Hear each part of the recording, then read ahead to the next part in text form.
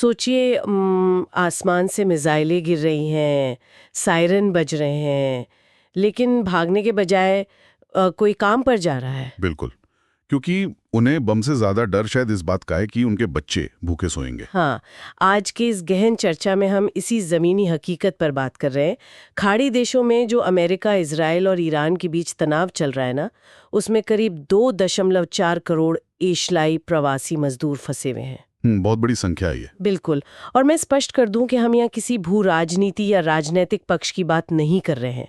हमारा मकसद सिर्फ इन कामगारों की कहानी और उन वजहों को समझना है जो उन्हें वहां रुकने पर मजबूर कर रही हैं। देखिए, अंतर्राष्ट्रीय श्रम संगठन यानी ILO के मुताबिक ये 2.4 करोड़ लोग दुनिया की सबसे बड़ी प्रवासी वर्कफोर्स हैं। अक्सर खबरें सिर्फ नेताओं और मिसाइलों के इर्द गिर्द घूमती हैं, लेकिन असली असर इन लोगों पर पड़ रहा है जो रोज अपनी जान हथेली पर रखकर ड्यूटी पर जा रहे हैं। तो दिमाग में ये सवाल आता है कि जब हालात इतने खराब हैं तो ये लोग वापस अपने देश क्यों नहीं लौट जाते? मतलब ये तो वही बात हुई कि कोई इंसान जलती हुई इमारत के अंदर सिर्फ इसलिए खड़ा है क्योंकि अगर वो बाहर निकला तो उसका परिवार भूख से मर जाएगा। ये मजबूरी का सबसे भयानक रूप है। कतर में काम करने वाली 49 साल की फिलिपिना महिला टैक्टकॉन की ही कहानी देख लीजिए। अच्छा। वो वहां घरेलू काम करती हैं, आसमान में मिसाइलें उड़ती देखती हैं, डरती भी हैं, लेकिन फिर भी वहीं रुकी हैं। रुकिए, अपनी जान जोखिम में डालकर कोई क्यों रुकेगा? वहां ऐसा क्या मिल रहा है उन्हें? महीने के $500। सिर्फ $500?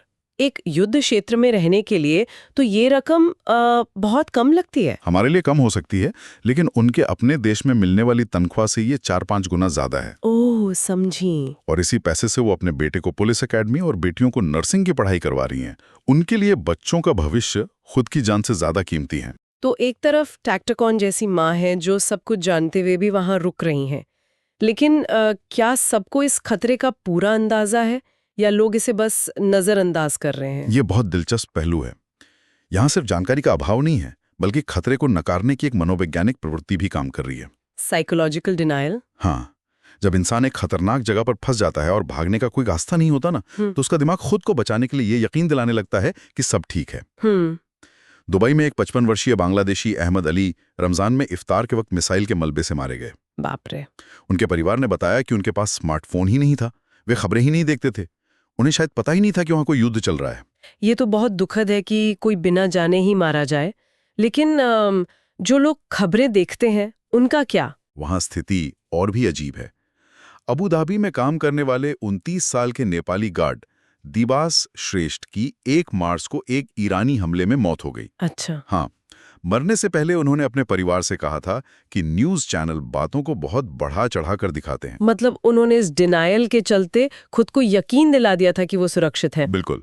और इजराइल में देखिए, 32 साल की फिलिपाना मेरियान एक मिसाइल हमले के दौरान घायल हो गई क्योंकि वो सायरन बजने पर छिपने के बजाय अपने मरीज को सुरक्षित जगह ले जा रही थी। सुनने वाले शायद सोच रहे होंगे कि जब ऐसे हादसे हो रहे हैं तो लोग अपनी एम्बेसी से मदद मांगकर वापस क्यों नहीं आ जाते? क्योंकि लौटना उतना आसान नहीं है। हवाई हमलों के डर से कई उड़ानें रद्द हो रही हैं। हाँ, वो भी है। जरा सोचिए, 234 फिलिपिनो मजदूरों को सिर्फ अपनी फ्लाइट पकड़ने के लिए कुवैत और कतर जैसे देशों से 8 घंटे तक सड़क के रास्ते सऊदी अरब जाना पड़ा। 8 घंटे का सफर सिर्फ फ्लाइट के लिए। हाँ, और कईयों के लिए तो अपना देश भी सुरक्षित नहीं है। क्या मतलब? युद्ध क्षेत्र से ज्यादा खतरनाक उनका अपना देश कैसे हो सकता है? दुबई में रह रही म्यांमार की 31 साल की सूसू की कहानी यही बताती है। वो म्यांमार की गृह युद्ध से बचकर वहां आई थी। ओह।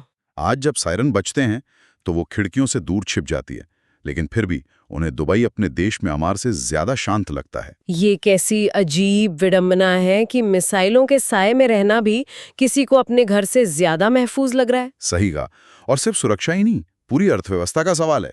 फिलीपींस की GDP का 10% हिस्सा इन्हीं प्रवासियों द्वारा भेजे गए पैसों पर टिका है। और बांग्लादेश के लिए भी यही पैसा उनकी अर्थव्यवस्था की रीढ़ है ना? बिल्कुल। तो असल में ये 2.4 करोड़ मजदूर उस पूरी वैश्विक अर्थव्यवस्था की सबसे कमजोर लेकिन सबसे जरूरी कड़ी हैं। हाँ, इसमें कोई शक नहीं। हम अक्सर सोचते हैं कि युद्ध से सिर्फ वो देश तबाह होते हैं जहां बम गिरते हैं, लेकिन जरा सोचिए, अगर युद्ध के कारण ये 2.4 करोड़ मजदूर अपनी जान बचाने के लिए हमेशा के लिए खाड़ी देश छोड़ दें, तो क्या होगा? न सिर्फ खाड़ी देशों की गगनचुंबी इमारतें और विकास ठप हो जाएगा, बल्कि दक्षिण एशिया की उन अर्थव्यवस्थाओं का क्या होगा जो पूरी तरह इन प्रवासियों की कमाई पर टिकी हैं? बिल्कुल सही सवाल है। ये एक ऐसा इकोनॉमिक टाइम बॉम्ब है जिस पर शायद किसी का ध्यान नहीं है।